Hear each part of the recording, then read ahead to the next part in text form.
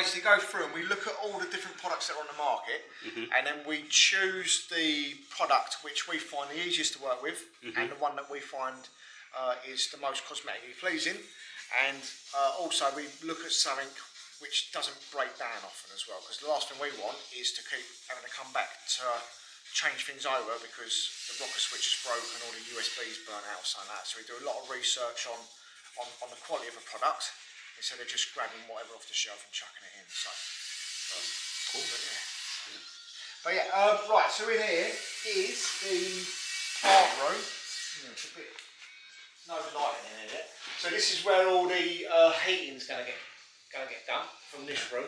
Cool. So give it like a month or so. This will all have lights in it, and you'll have boilers and everything else. And then in this one, that's the switch room.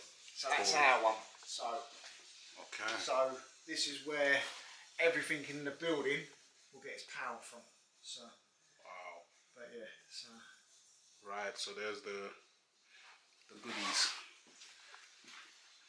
Yeah, that's the old head, so that's going to get ripped out. Okay. And then to the left, where you are, next to the gas inlet, we're going to have a 200 amp main head. Cool. Going on that left-hand wall in the corner.